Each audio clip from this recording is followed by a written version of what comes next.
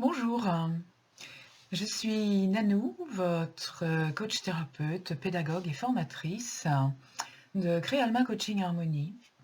Et je viens vous voir aujourd'hui avec ce hors-série intitulé Effet Maharishi et méditation collective. À l'heure où j'enregistre, nous sommes en pleine pandémie de coronavirus, Covid-19. Nous sommes confinés, tous autant que nous sommes, un tiers de l'humanité environ est confiné. Et on commence à voir fleurir depuis quelques jours des appels à la méditation collective pour, faire, une demande, à ce en quoi on croit, afin de réduire l'épidémie et d'épargner l'humanité. Il m'a semblé important de faire un point avec vous là-dessus. Tout d'abord, sur, l'éventualité que ce type de méditation marche, comme on dit, ou pas. Alors, il a été, étudié, mesuré et prouvé effectivement que lorsque un certain nombre de personnes humaines, se mettaient en lien par la pensée et focalisaient une même énergie sur une même intention, il y avait des effets. Du nom de la personne qui a étudié ça, on a appelé ça l'effet Maharishi. Et on a vu, en période de guerre, on a vu, des guerres, des courbes de violence s'infléchir considérablement au moment des méditations mondiales collectives. Donc la question, la toute première question, c'était: «Est-ce que ça marche?» et la toute première réponse, c'est: «Oui». Maintenant, la deuxième question, c'est: est-ce qu'il faut le faire? Pourquoi faudrait-il le faire ou pourquoi ne faudrait-il pas le faire? En ce qui me concerne, si j'interviens aujourd'hui, c'est pour vous donner les raisons pour lesquelles je ne le ferai pas. Bien que je sois méditante, que je sois depuis fort longtemps, plus de 30 ans, dans une démarche de développement spirituel, je ne me joindrai pas à ces méditations pour la limitation de l'épidémie. Et je vais vous donner mes raisons. Ça marche, je viens de vous le dire. Ça marche, il est tout à fait possible d'orienter l'énergie humaine. On va rester dans des choses, dans des terminologies qui permettent à chacun, des terminologies un petit peu fourre-tout, qui permettent à chacun, en fonction de sa sensibilité, d'y mettre les mots qui lui conviennent. Chacun a ses propres mots, mais finalement, ce qu'on désigne tous par des mots différents, c'est globalement un peu la même chose, hein. Bon, donc cette énergie humaine dirigée par la focalisation de l'intention, elle constitue ce qu'il est convenu d'appeler un égrégore. Un égrégore, c'est une espèce de réunion d'énergie, justement. Voilà. Une espèce comment dirais-je, oui, on met tous ensemble une énergie et ça finit par faire un gros volume d'énergie. D'accord? Donc ça, c'est un égrégore. Et eh bien, il y a des gens qui savent bien orienter l'énergie contenue dans ces égrégores. Alors, la première question dans ces méditations de masse, moi j'ai suivi les liens qu'on m'a envoyés récemment pour voir où conduisaient ces liens qui invitaient à des méditations collectives. On a beaucoup de mal à trouver qui est derrière, en fait. La plupart du temps, on ne sait pas qui est derrière. Ou lorsqu'il y a effectivement un être humain au bout, où l'intention est simplement, enfin, on vous dit simplement, oui, voilà, je crée cette méditation collective pour lutter contre le coronavirus. Bon. C'est pas très clair et c'est pas forcément très juste, on va voir ça. Donc, première chose dont il faut se méfier, c'est qui est aux rênes, qui est aux manettes derrière pour utiliser l'énergie que des millions de gens vont fournir. Et qu'est-ce qu'on va en faire? Et est-ce qu'on va véritablement en faire ce qu'on vous dit? Ça, c'est la bonne question. Il ne s'agit pas de se mettre à comploter encore, mais bon. Donc, vous êtes de bonne volonté, vous donnez votre énergie spirituelle, mais finalement, vous ne savez pas ce qu'on va en faire. C'est comme quand vous donnez votre argent à la banque. Vous ne savez pas où elle va l'investir. Est-ce qu'elle va l'investir à quelque chose qui est bon pour la planète ou est-ce qu'elle va l'investir à détruire l'environnement? Voilà. Et vous, le seul poids que vous ayez là-dessus, c'est donner ou pas donner. Ou choisir votre banque à la rigueur. Ben là, c'est la même chose. C'est pas un billet que vous allez donner, mais c'est une énergie. Et l'argent est une énergie. Donc le fonctionnement est exactement le même. Deuxième chose. Nous connaissons sur la planète de très très grosses difficultés. La planète connaît de grosses difficultés. La planète est très en souffrance. Et si elle est très en souffrance, c'est parce que les êtres humains, dans leur incommensurable prétention et dans leur incommensurable ego, ont cru savoir ce qui était bon pour elles. C'est-à-dire que ça fait des décennies que les êtres humains, ne croyant plus en grand-chose ou plus en grand-chose de recommandable, ont décidé de prendre les décisions, la direction des opérations à la place de l'intelligence universelle qui les a créées. Eh bien, on voit où ça nous mène. Ces êtres humains qui ont décidé de vivre leur propre vie et de ne plus respecter la loi du grand organisme auquel elles appartiennent, elles sont devenues un cancer pour la société. C'est exactement le fonctionnement des cellules cancéreuses. La cellule cancéreuse se met à devenir autonome, où qu'elle soit. Si c'est une cellule du foie, elle ne fonctionne plus comme une cellule du foie, elle fonctionne comme une cellule autonome. J'ai bien le droit de faire ce que j'ai envie de faire, moi, la cellule cancéreuse. Et tous ces hommes qui décident à la place de l'univers et à la place de l'intelligence universelle, eh bien, ce sont des cellules cancéreuses, ni plus ni moins. Ils se mettent à se développer et à faire leur petit bazar de manière totalement autonome, sans respecter le grand organisme. Alors finalement, on aboutit à un cancer généralisé et à la situation environnementale qu'on connaît. Ça, c'était le deuxième point que je voulais poser. En vertu de quoi l'être humain peut-il prétendre être plus intelligent que l'intelligence universelle? En vertu de quoi l'être humain continue-t-il à essayer d'influencer l'intelligence universelle pour lui faire faire ce que son ego lui dicte? Et là, je vais certainement me faire un bon nombre d'ennemis, mais je l'assume. Générer une méditation collective de plusieurs millions de personnes pour aller intervenir sur cette épidémie, c'est faire un pied de nez à l'intelligence universelle en disant je me défais totalement, j'ignore totalement ce que l'univers veut faire dans cette situation et je fais mon maximum pour réunir des énergies qui vont contrecarrer la situation actuelle. Donc évidemment, c'est un manque de confiance totale dans le monde spirituel et c'est une prétention, un orgueil démesuré que de vouloir penser avec notre tout petit cerveau stupide qu'on est plus intelligent que l'univers. Donc,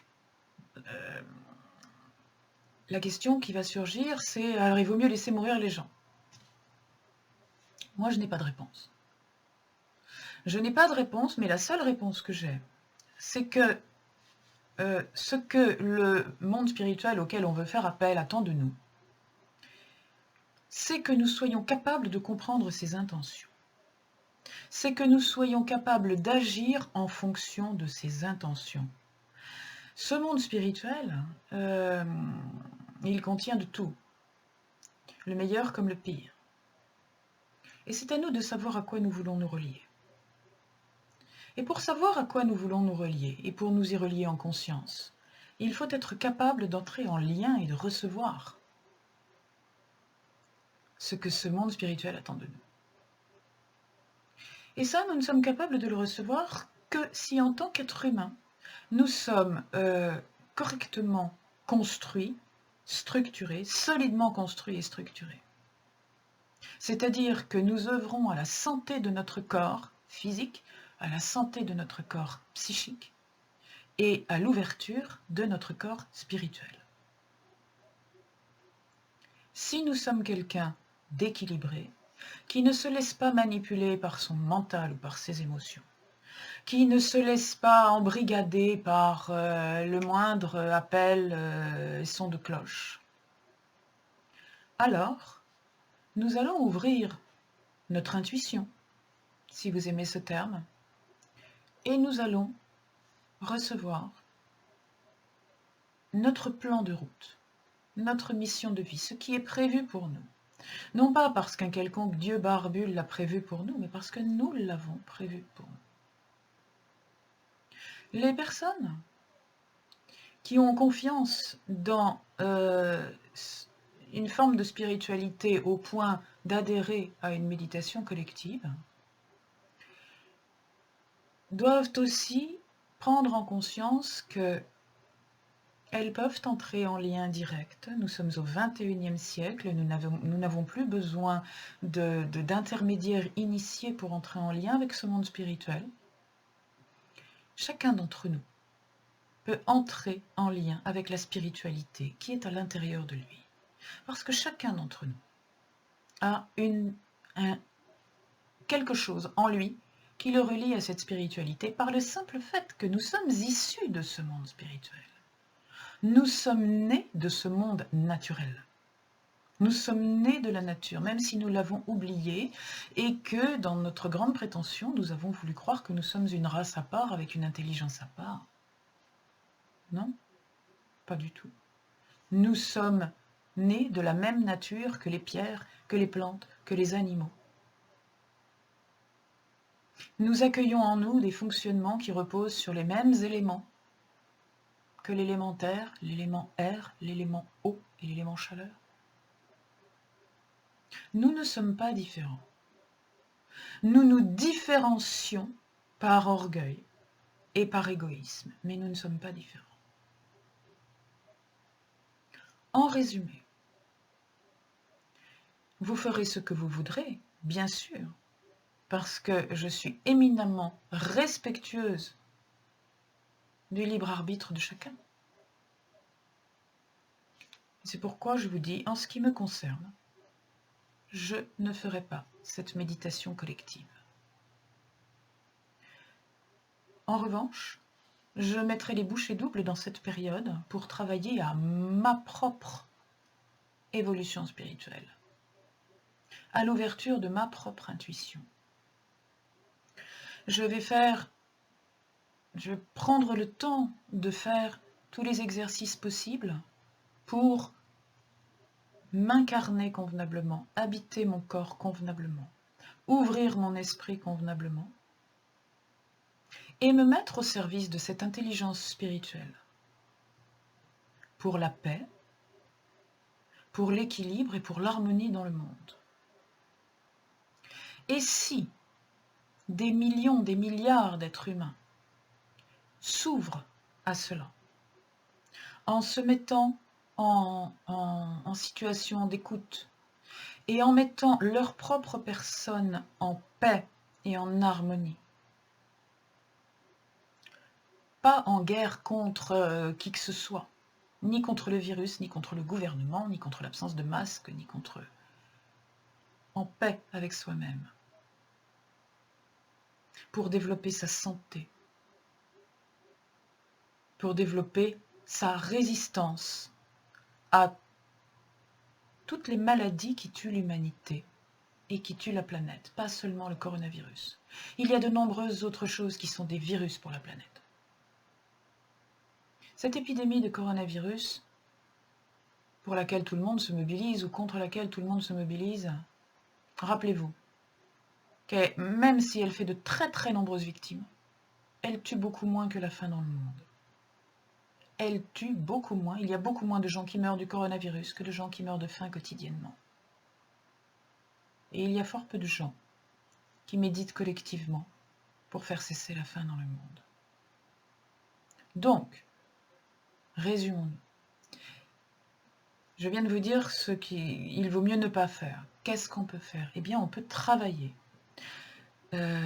je vous propose des outils pour travailler à votre propre épanouissement personnel, à votre propre harmonisation.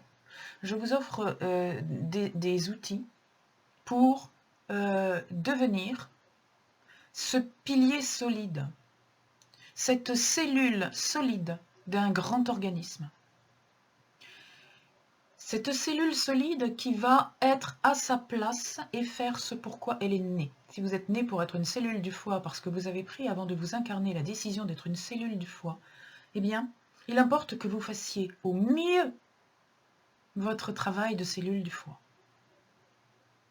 Que vous mettiez toutes vos compétences et tous vos talents au service de ce monde dans lequel vous êtes venu, auquel vous êtes venu contribuer. Ça, c'est par le développement humain que vous réussirez. Et pas le développement personnel égoïste, non, le développement humain. Je me développe pour être ce que je dois être, et non pas ce que j'ai envie d'être. Ce qui n'est pas tout à fait la même chose. Et si vous tenez vraiment à vous joindre à une méditation collective, eh bien, je vous propose également une méditation collective, mais qui n'est pas destinée à influencer l'univers en quoi que ce soit, qui est simplement destinée à vous relier à toutes les autres personnes qui sont dans la même démarche que vous, dans une démarche de progrès personnel.